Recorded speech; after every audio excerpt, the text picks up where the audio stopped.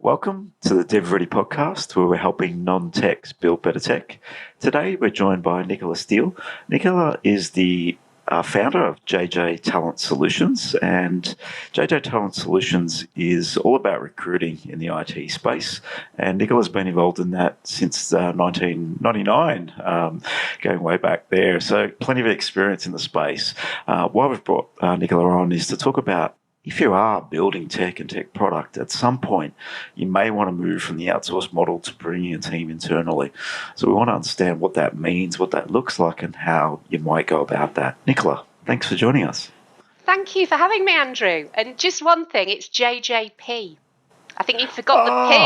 I forgot the P. Apologies. And JJP, you can see them here in the background. Well, you can't quite see them. You've got the three most important things in my life, apart from my husband, who is also called Andrew, but that didn't fit in with the name. So you got Jessica, Jasmine, and the P is Purdy, the dog, the one that I silenced. Oh, you put the dog in a name. I love it. Yes. She's adorable. Thank you very much. So, recruiting for the last 22 years. I must have been a child when I started. And as you can hear from my accent, quite a large proportion of that was in the UK. So I was in the UK up until 2012 and moved to Brisbane in April of 2012. And in the UK, I worked for various corporate IT recruitment companies in London, and then had the first baby, Jessica, in 2005, almost exactly 16 years ago. And after I had my first baby, I decided to build my own business. So I had 6 years of running my own business, Morgan Steel, in the UK, mainly dealing with London and the Southeast. And then my husband got the opportunity to move to Brisbane. I'd watched lots of Neighbours, Home and Away, knew everything about Australia, and thought, why not? I did think I could run an IT recruitment business that was UK based in Australia. That was either very optimistic. Very optimistic, yes. Or very stupid. I think probably the latter. So I quickly realised that Australia was more expensive than we realised, and had to go back into corporate recruitment, working for somebody else, which I endured for about 3 years, and then set at JJP back in 2016, so nearly 5 years ago. Okay, so I think a lot of experience across the journey. Yeah, so I like to run my own show, but what I also like to do is help companies, tech companies, build high-performing teams. So the majority of clients over those 22 years that I've dealt with have been a mix of tech startups, scale-ups, innovative SMEs, corporates to a lesser extent, because I don't like bureaucracy. Bureaucracy I can't even say it. It drives me insane. It takes the fun out of it. And one of my clients, for example, this is back in London, and I've known him since 2000. He's now out in Seattle working for Amazon, but helped him build. He was involved in mobile technology when it was first really fashionable, and recruited for 10 years, and recruited his team. And really from just a tiny little seed to this organisation that eventually got acquired by OpenText for multi-millions. He always paid his invoices on time, but he never gave me the multi-millions didn't get that part, no. that he achieved there. And then in Brisbane, a similar aspect, really focusing on that startup scale-up space, and particularly Series A, Series B is the space that I really enjoy, because they've still got the fun, but they've also starting to get the money, because when you're really early stage, it's difficult because you're bootstrapping. So I still deal with those kind of organisations, but when they get to that next Series A, Series B stage. It is a different level of business when you're dealing in that space. Like the red tape just doesn't exist, and decisions can be made faster, and the momentum's moving. Especially if there's a bit of funding and revenues behind these businesses as they're growing. It is a lot of fun, and a lot of just learning on the fly, which is what I enjoy about the space.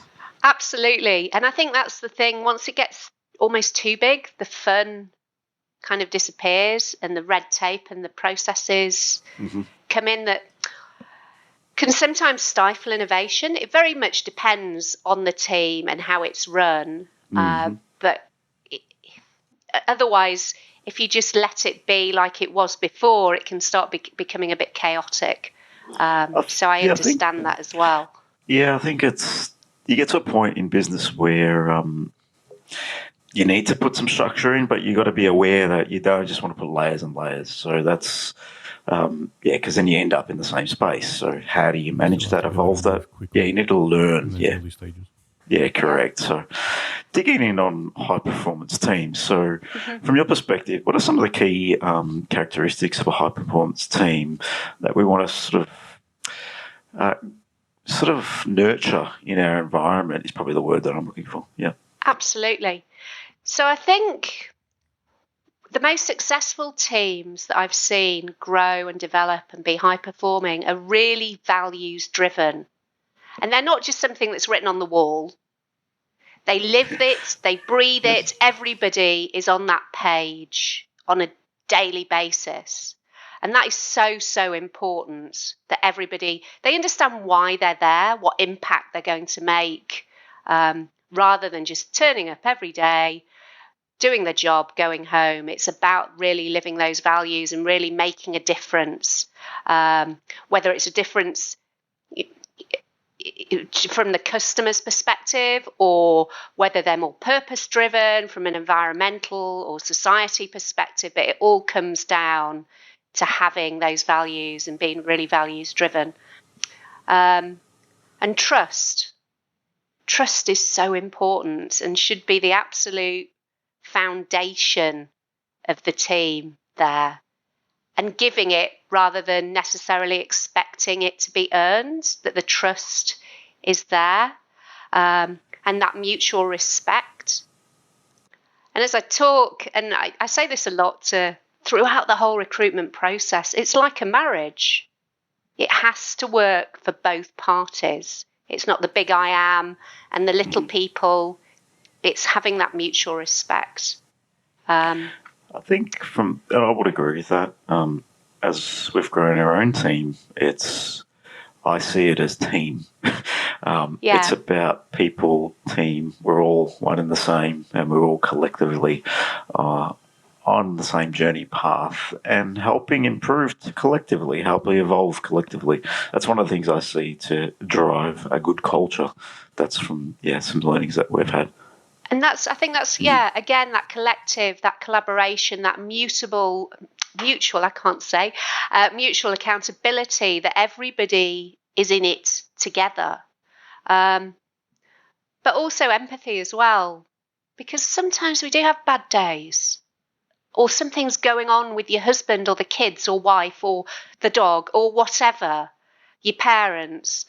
So having that empathy to understand and sometimes give a bit of slack when they've been excellent and there's a bit of an issue, is rising that person back up again as well. So I think kindness is also really, really important. Kindness and empathy, providing psychological safety as well. And it's not kind of airy-fairy, be nice. So you're looking at really people first. Absolutely. Which is we're people.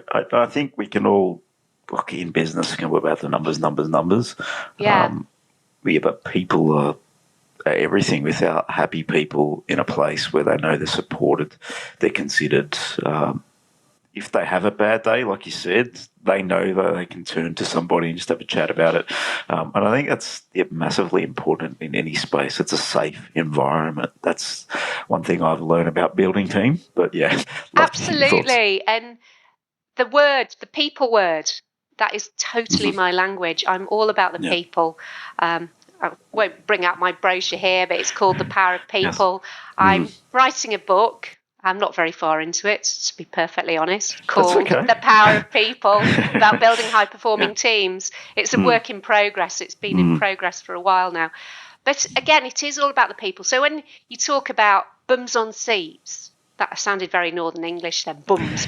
Bums on seats and talking about human capital and all that kind of thing, it just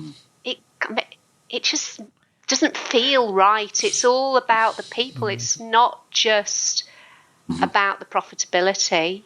And the profitability will come because of the people, but it has to come from those foundations. And for example, talking about the psychological safety, so people can make mistakes, but by making mistakes is how they innovate. But if they feel fear that, oh golly, if I make a mistake, I'm going to get told off or I'm going to lose my job, then they don't want to make the mistake, and therefore they don't innovate, and therefore they don't create, the company doesn't create game-changing products. So it's all very much a domino effect there. I did a podcast quite recently with David Davies. Do you know from Ag Unity? I don't know David Davies, no. He's all about helping smallholder farmers in developing countries. But prior to that, he worked for JP Morgan, he worked for Goldman Sachs, he worked for the big banks. But the reason why he was successful, because he wasn't fearful of losing his job. He'd just do what he could, because most people in banking can't innovate because they're fearful of the big stick being whacked. And he was a maverick, so he didn't care. He just did it. But yeah, I think that talking to various people, that psychological safety is so, so important. And diversity as well. So quite often when you think of tech teams, I can explain our tech team if you like. Well, it's a sweeping generalisation, but often they're white male, aged 25 to 35. But when you look at the population, it's very diverse. So your customers are diverse.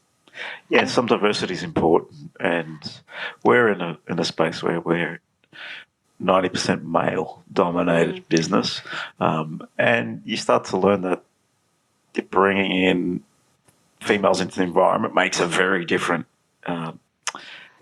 There's different thinking, there's different perspectives, but diversity is important. We have diversity in our business, which is great. So different cultures and aspects. We have an offshore team, which is based in Nepal, which is bringing some significant diversity. So I feel like we have diversity, but I find that the different levels of experiences that people have, then you have different thoughts, different ideas that come to the business. So it is very important. Absolutely. And having that respect for that diversity, both of skills and thoughts. But it's not just women, it's the demographic diversity and older workers. That's a big issue. That's even bigger than gender.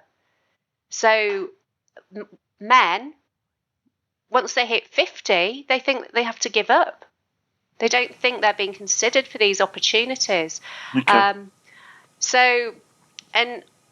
So you've got your demographic diversity, but also the cognitive diversity as well, and the how people think, and bringing that in. I could go on forever about diversity. I think that's a fair point, because having people with different age brackets and I think that's another area that we can all focus in on, just bringing in same. I think that's something you get stuck in as you're building culture. People are like you're attracted to, and that doesn't generally serve the business and the culture long term. Yeah. And I don't think it's not through a desire to make it happen.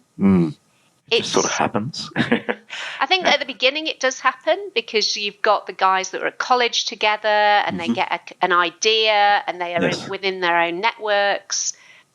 And then it gets more difficult for example, me. If you probably wouldn't want me on the team. I said my coding skills are extremely limited.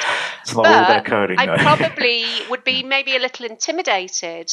And older people seem to write themselves off. Okay. And in a way, as a woman, for example, women often won't apply for a role unless they tick 90% of the boxes. Men will apply if they tick 60%. It's quite a well-known stat. So in a way, that's a female issue. That comes from the women needing to be bolder as well. So there are so many different things. But I don't think, from a tech leadership perspective, that tech leaders don't want that to happen. They want it to happen. It's how we can make it happen, and standing together shoulder to shoulder and thinking more of better ways. And I think it is changing. It has certainly improved in the last 20 odd years that I've been working, but there's still a lot of work to do. I think you've touched on a lot there, and I can draw a lot to our experience. So just to give you some context, Anthony and I started Aerion, which is our core business, 13 years ago with some uni mates. That's exactly how we started.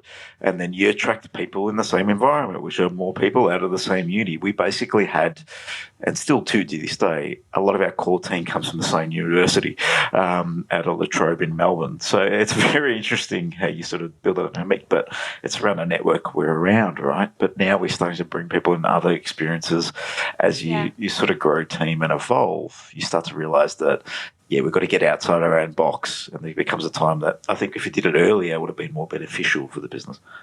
And I think probably in your university cohorts, there probably weren't that many women that you could bring on board anyway.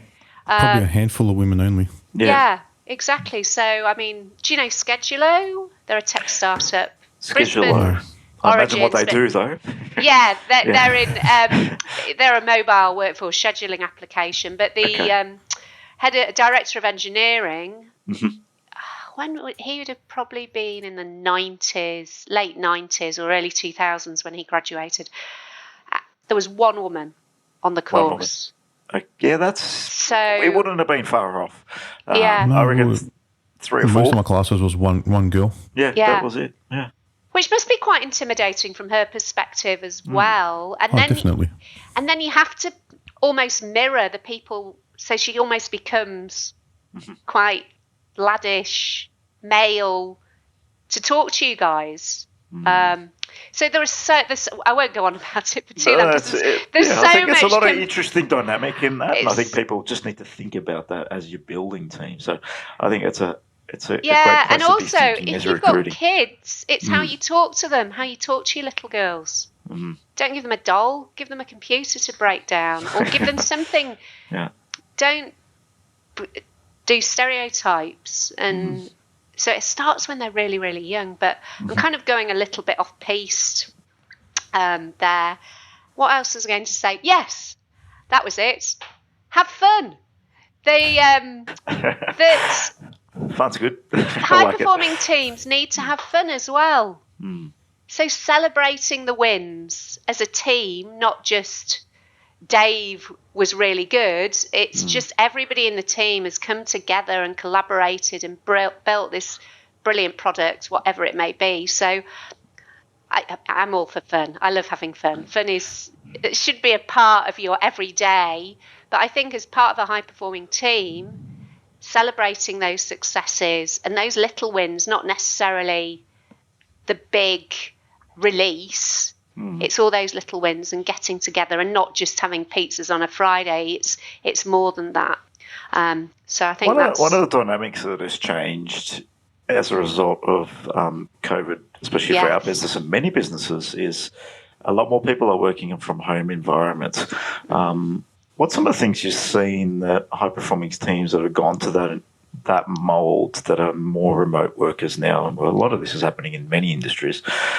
What would you recommend around the connecting, keeping that culture going? Because it's something that we've been trying to look and understand, but I'm sure many other businesses out there that are in a team environment working remotely would want to look for some tools and opportunity to just keep growing that team and culture. That's a really great question. And I think your experience of COVID in Melbourne is quite different to my experience of COVID in It would Brisbane. be, We got yeah. off lightly. Mm. And then I have family and friends in the UK, of course, and their experience would be very different to yours in Melbourne. Correct. And people in I have friends in the US, again, it would be different. COVID, I think, will create a need for more flexibility. Yes. So if you are totally office first and lack that flexibility, I think you will self-select people out as an organisation. Probably a hybrid model is going to work best. So some time in the office for collaboration, team building, getting to know your team, and the opportunity to do work flexibly, whether it's be at home, whether it be in a cafe, whatever works for you. Now, using my own personal example, I prefer working at home. I get a lot more done. I'm very easily distracted. I'll be chatting to everyone. Oh, do you want to go to the pub? Oh, that sounds lovely. So it's better keeping me at home. Okay. My husband, however, and he's not a tech person, but as soon as we were allowed out back to the office, end of May last year, you couldn't see him for the dust because he drove off at high speed. I don't know what he says about his family, but different people want to work in different environments. And I think that's having that understanding of what works for people. Okay. So not being totally prescriptive, not one size fits all. I know some companies that have been flexible before COVID, and that has worked really, really well for them. The issue from their perspective, though, is now it's not necessarily a major selling point because everybody else was doing it. So they've had to find other ways. Yeah, I think that could have been a selling point. Yeah, especially with people that want that more flexibility. Now everyone's sort of had to offer the flexibility. Had no choice, especially in Melbourne. Yeah. But then that said, some companies are right. Okay. Particularly in Australia, we've got it under control. I want you back in the office. And some team members will go, well, actually, it's worked much better for me being at home, whether it be because they can manage their kids more, school pickup, drop off, etc., and just get their work done. I think it needs to be looked at on an individual basis. It goes back to people first. Right. Exactly. And the values. Yeah. But you've still got to keep that collaboration. So people don't like to just be stuck on their own, not communicating. And again, a generalisation, but tech people, particularly developers, tend to be more introverted. It's true. But they still need to have that people contact as well. So I did actually a podcast about, would it have been about 2 years ago with, do you know Work 180? Work 180, I've heard that before. So it's more about, it's about creating a more, I can't remember the precise details about it, but it's more about diversity with a focus on women. But I knew the head of engineering there. I don't know it now because, I thought it was something else, yes, but that's okay. Yeah. So it's kind of turning it on its head. So looking at for example, maternity benefits, so it's all very transparent. But I was talking about to the head of engineering there a couple of years ago, and it was all flexible working. But they were all over Australia. I think the majority of them were Brisbane based. But they would catch up like this. But they'd also catch up for lunch as well, physically. And it would be more of an opportunity to enjoy each other's company rather than talking shop. That's a fair point, right? Because, we're still collaborating as a business remotely, and we have to. But I think, putting fun into the catch-ups would make a lot of sense. Yeah. And understanding people. So if you know about people's situation, whether it's their family situation or what their passions and hobbies are and all that, you can relate better to them. And just have a better understanding of why they do what they do or how they do things, the way they do things. You need to understand them personally, not just the work environment. Yeah, people we're not in robots. yeah, exactly. So in work, we're very different to at home, but you want to bring a bit of that to work. You don't just Yeah. want robots, like you said. I think it's you need to embrace the difference in people and what they enjoy doing outside work too. I think it's really Absolutely. important. Yeah. I did work for somebody once, and he said he wanted robots. Well, it wasn't very long before I left that organisation, because it's Yeah. like, no, No, that's That's terrible. yeah, There's no is, it's personality. There's just- nothing. yeah.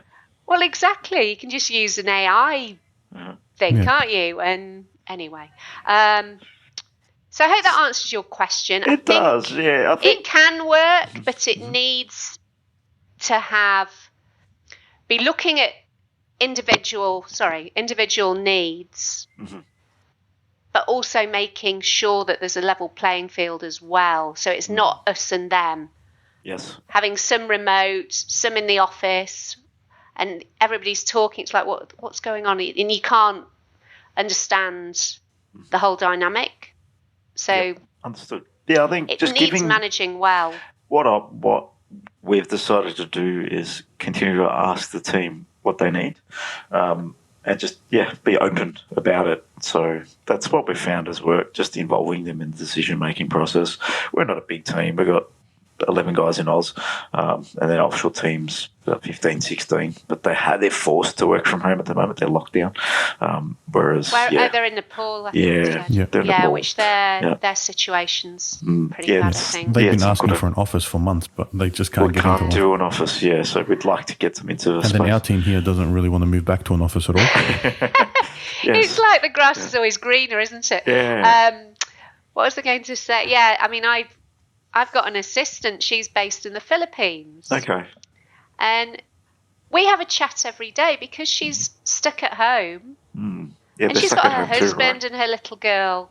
But she enjoys our chats. And we chat about just general. Yeah. She's, about her family and what she did at the weekend. And I think people still need that. That human connection is really important. And I guess people are suffering very much from Zoom fatigue. We are, aren't we? And it is quite exhausting. Even though you're not going anywhere or doing anything, you're doing something, but you're having to really, really listen, because you don't get the nuances that you might get in person-to-person contact. Yeah. And you also will go back to back to back to back because you think you can fit everything in. I know, That's a mistake. because It's a big I'm mistake, doing that today, that I'm just like, oh golly, I haven't factored in I when I'm think we going to did eat. that from like April to July. Yeah, that was a last year, big maybe even burnout. August. Yeah, so I Yeah, think, you guys had a rough old ride. We were so lucky here. But then again, I had meetings out on Tuesday, I think, and I had from like 9 till 2 and I only had 3 hours of meetings. The rest was driving around. Yeah. So to me, that felt like a big waste of a day. I think again, it's the balance, isn't it? Yeah. You can't do that every day. Yeah, and I do that. So I have a couple of days in the city and I love it. I mean, Brisbane, I love the city here. It's great.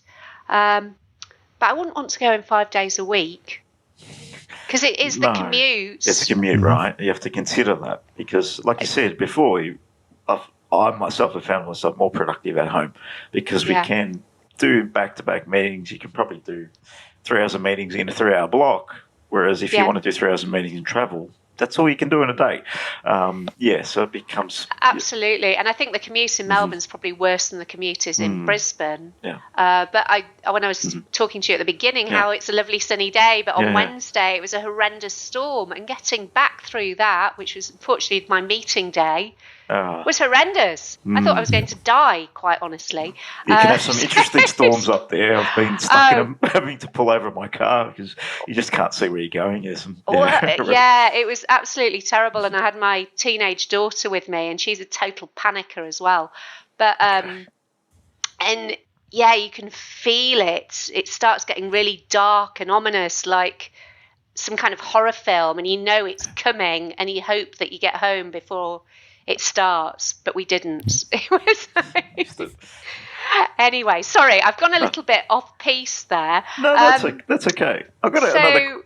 I'll drive into probably a different point because I think what we're sort of getting at here is the most important thing is building a culture around people, understanding their needs, wants, desires, and bringing that into business. Also getting some diversity through business and working in ways of working, in our people, age, demographic, female, male demographic. I think that's all really important. Values have also been talked about. So you would imagine having this in place will attract more high-performance people to your team. How do you...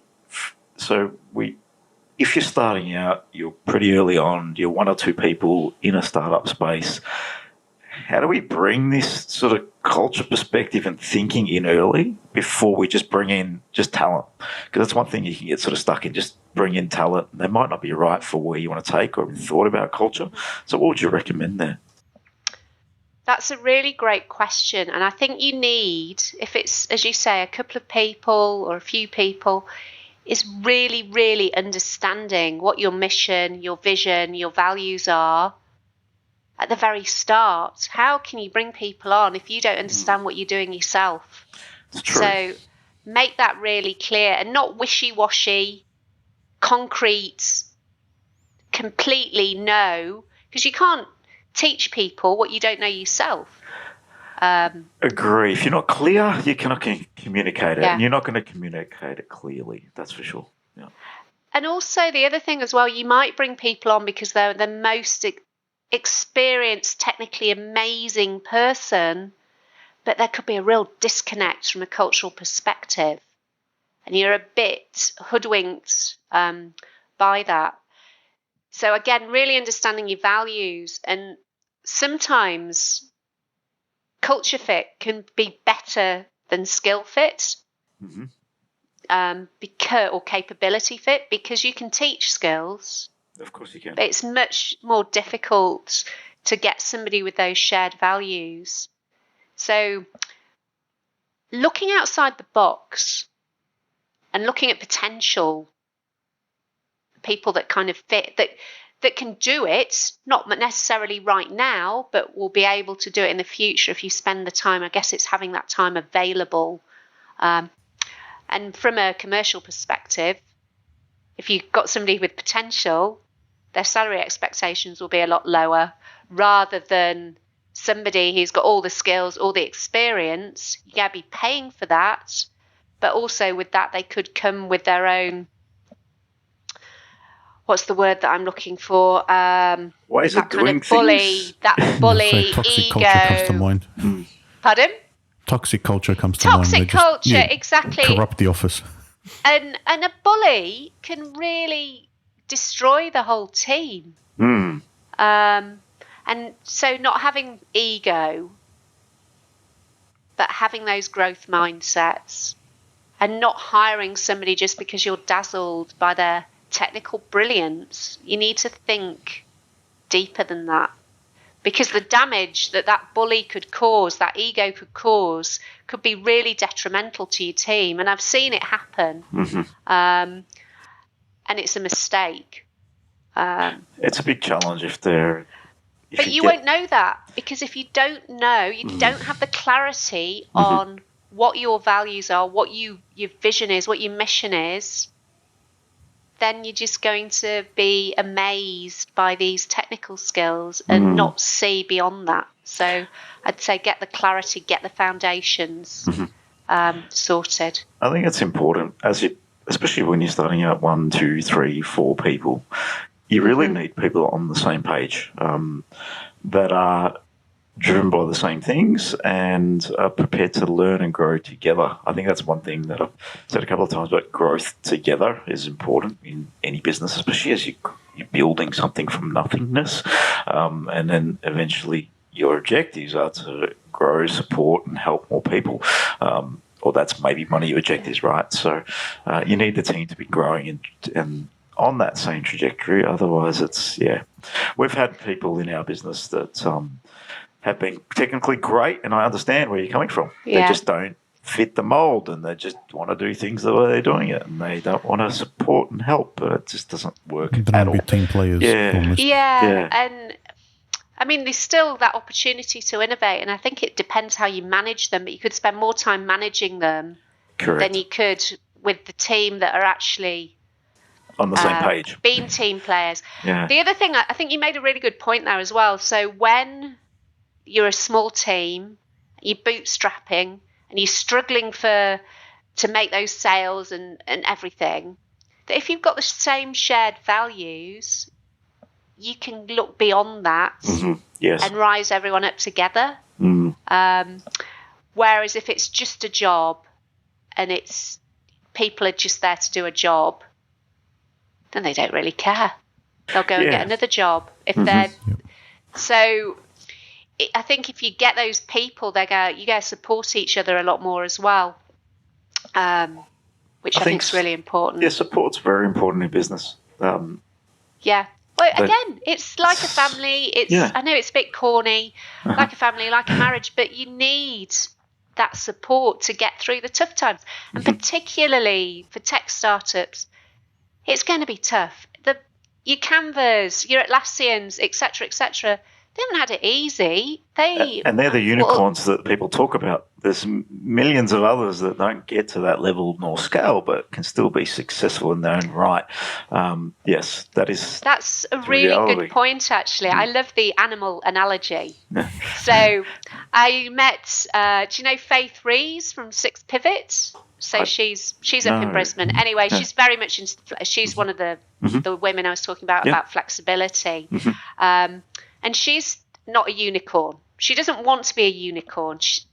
She wants to be a zebra. And that's much more about sustainability.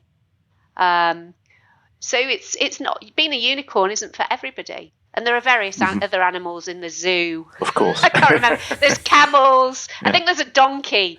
You don't want to be a donkey. No, Donkey's the wrong thing to be. And a gazelle. A gazelle's in Africa.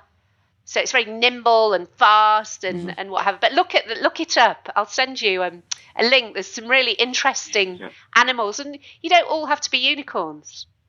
Agree. I think if we just all focused on that, and I think you need to, as founders and people directing the level of business, that's key. You need to know where you're going, what your objectives are, what are you trying to achieve, because that will set up the way you make every decision. And people is probably, I would say, the most important decision you're going to make in business. Because if you have the right people and culture around you, the rest will come. It will take time. It will come. You collectively work together. You will solve the problems. You will evolve the business. And I think there's a lot more longevity from that as well, rather than just chasing the money and what have you. That your company will probably last longer with that kind of approach. And the other thing I've noticed, so when companies get their funding, and you've got two different mindsets. One, well, hey, it's like we won the lottery, and they just throw it around willy-nilly, and they'll offer the big bucks, 10, 20% more than the average salary. Okay. But then, which, as a recruiter, oh, great, big Easy. fee. But then, 6 months later, they've had to make these people redundant because they spent all the money like a lottery winner, and then these people are back on the market. So quite often when I'm talking to clients and they're offering silly money, I'll say, look, just obviously it's not my money, but in my experience, it's not necessarily a good thing. And it's also not necessarily a good thing for the candidate, because then they get used to a lifestyle at that level, Yeah, whether they buy a house or rent a house or their car or going out for dinner or whatever, they're going on holiday. And then when they get back to real life, it's really disappointing. So it's a mistake I have seen.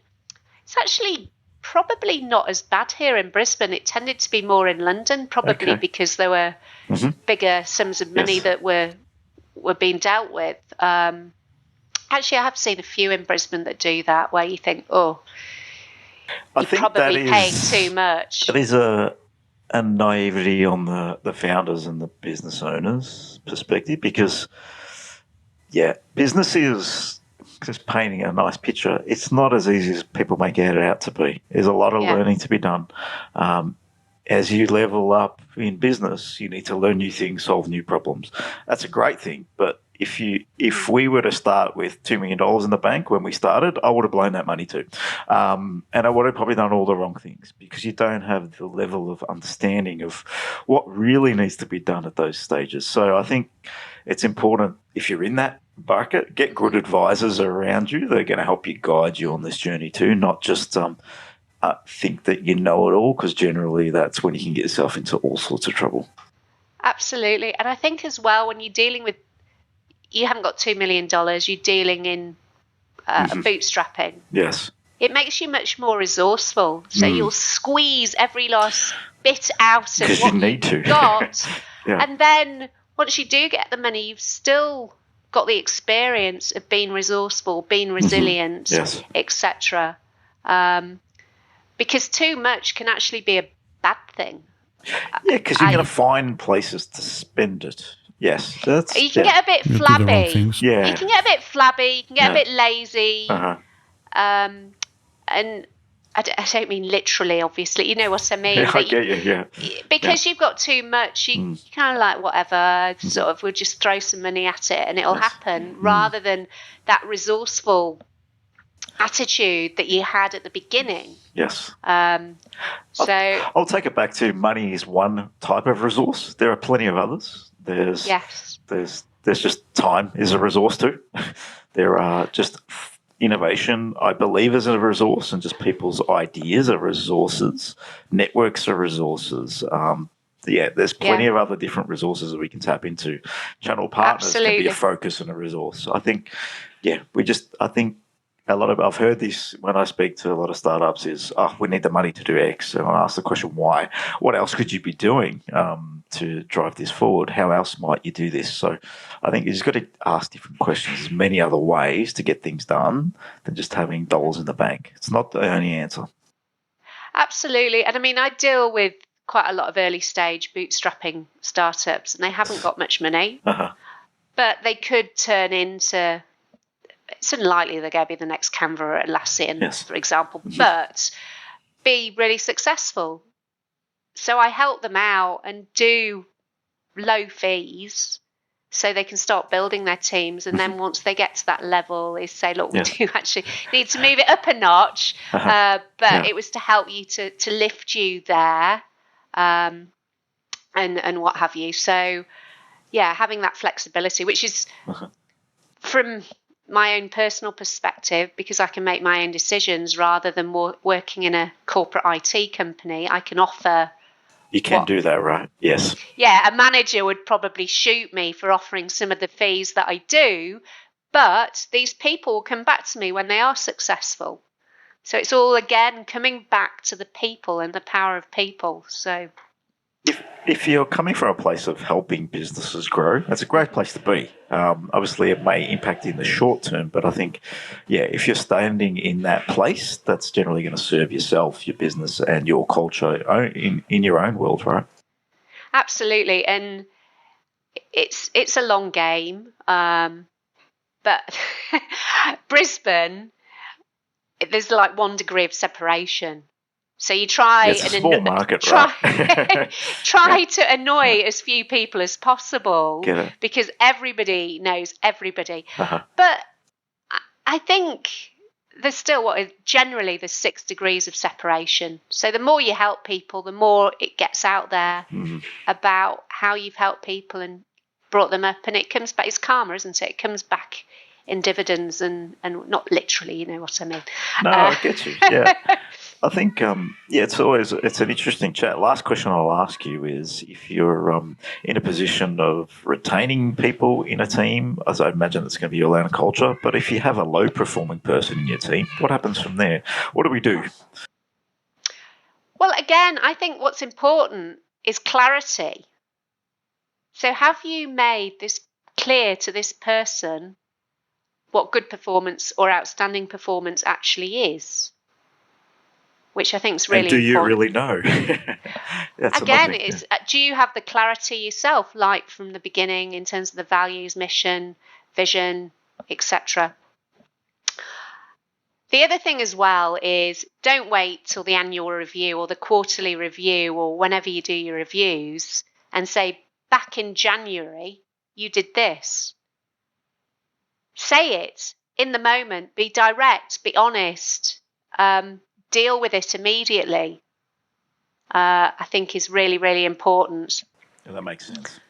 Yeah, and then you can overcome it rather than waiting till the end, mid-May, where we are, mid-end May, and it's like, well, that could have been sorted. A stitch in time saves 9, so to speak.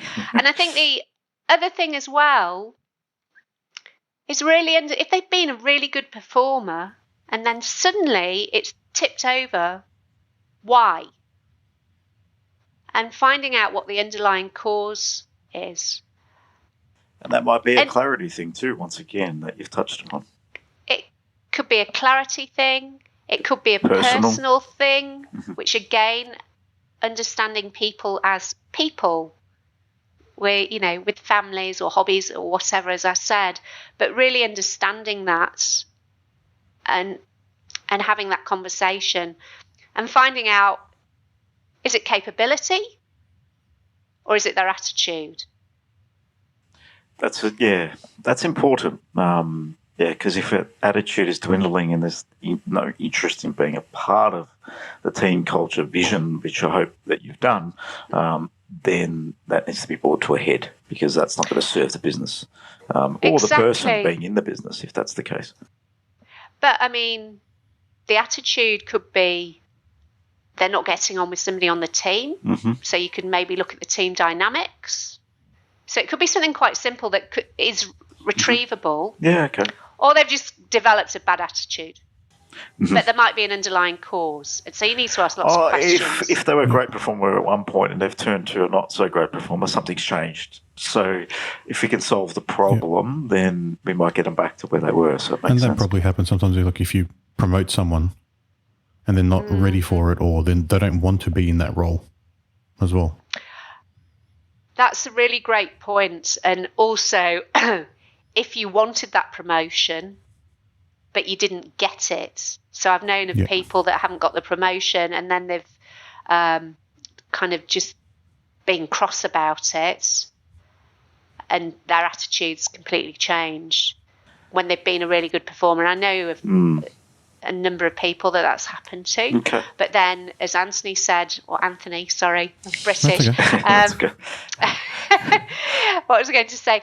That people that don't have the skill set and they get promoted and they can't live up to it, and then they self-select themselves out as well.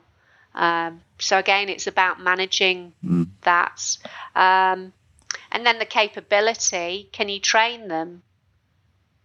Do they have the capability to be trained? Great, if they do. But if they don't, again, you need to have a different conversation. Yeah, in that situation, it's probably better. You might leave them where they are to perform better in that role than trying to learn and upskill them where they'll perform at, say, 70% of what they could have done in the other role. They'll be more effective and happier potentially too. But I've known other people that they've been promoted, but then they've had bad family situations like going through a divorce, and they've had to focus on that, which is so having the conversation and allowing them to take that step back and still being part of the organisation. So again, it's about the people. Yeah, it's having the questions, having that dialogue, and you can still have that dialogue whether you're face-to-face or like we're face-to-face remotely, and finding out what's going on. Not in a nosy Parker, coming from a place of help and what have you. Oh, brilliant. So, Nicola, I think there's plenty for people to think about listening to this episode, especially if you are a building team. There's plenty to learn in this space because we all want to build team, product, and business that's going to grow and expand and serve more people. I think in the startup and that sort of space, that's generally people are looking to do. So it's really important to get this right from the beginning. So touching upon culture and understanding where you're going, some really good insights through this conversation. Nicola, it's been a pleasure. If there's the last couple of things if I wanted to add, but otherwise share how people can learn about JJP Talent and Solutions and connect with you.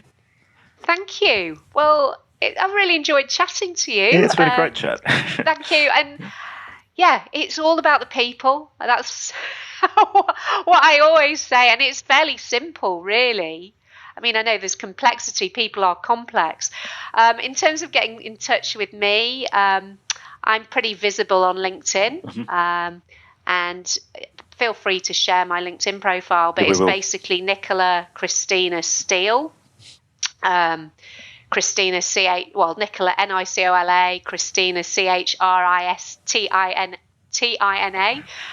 Steele STWL. I have to say that because it's a simple name, but people spell Nicola incorrectly, Christina incorrectly, and stick an E on the end of Steele. So there you Get go. It all wrong. Yes, exactly. But happy to connect. Love talking to you. It was great. And and if anybody wants any help, either in terms of growing their teams or some advice about people within their team or people within teams that want advice themselves, then career advice, then I'm happy to talk. So thank you. No, thank you. Really appreciate it coming on to the Everybody Podcast. Thank you. Thank you.